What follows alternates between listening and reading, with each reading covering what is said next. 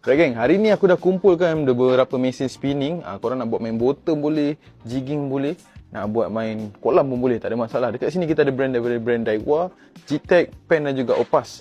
Dan kita boleh post satu Malaysia. Kalau korang nak datang kedai untuk tengok mesin ni depan-depan pun boleh. Korang datang je Orchid Tackle Kelang. Jadi guys, aku akan start dengan Daiwa dahulu. Yang pertama guys, aku ada Daiwa Blast size 3,500. Harga dia RM550 saja. RM550. Condition dia memang sangat-sangat cantik lah. Mesin ni kalau korang nak buat main bottom ataupun main slow jig memang sesuai. Sebab saiz 3,500 ni, kalau korang dengar selalu 3,500 saiz dia kecil kan. Tapi kali ni dia punya model dia agak berat sikit lah. Untuk game-game yang berat nak main, kalau air tawar pun boleh, tak ada masalah. Ni memang mesin yang budget lah. Harga dia 550, boleh nego lagi. Yang kedua, aku ada Daiwa Ballistic tahun 2025, saiz 4,000. Ni model ARK. ARK ni maksudnya aluminium round knob. Jadi korang tak perlu tukar dia punya knob. Knobnya memang bulat original. Condition mesin memang cantik. Harga dia cuma RM610 saja. Harga boleh goyang lagi. Datang siap dengan tali dan kotak. Sebelah dia pun sama. Yang ini Ballistic HD, tapi ini bukan model ARK. Tapi owner sebelum ni dia dah tukar dah knob ni jadi knob Go Maxxus. Jadi dapatlah jajan. Harga dia RM560. Yang ini saiz 2,500. Buat main kolam memang cun geng. Masuk tali 20LB, baling memang sedap. Tahun 2025. Sebelah dia ni pula kita ada G-Tech Dual Power. Dual Power saiz 5,000 XG.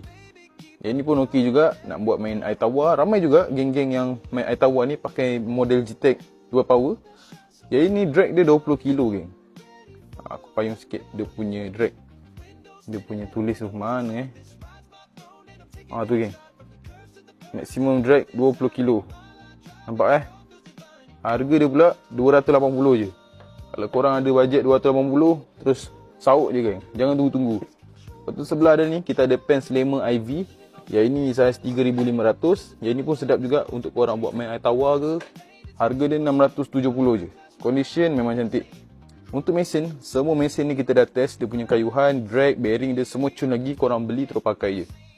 Harga dia 670 je. Yang ini pen Slammer IV saiz 3,500. Kalau korang nak besar sikit, kita ada saiz 6,500. Ini kalau korang nak buat main laut, bottom laut memang sesuai.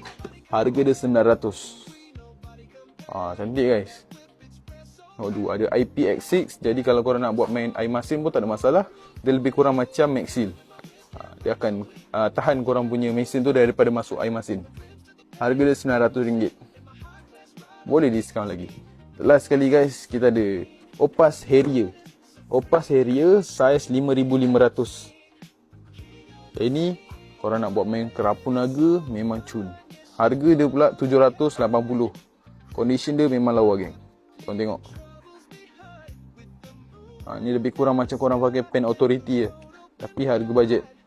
Harga 780 je.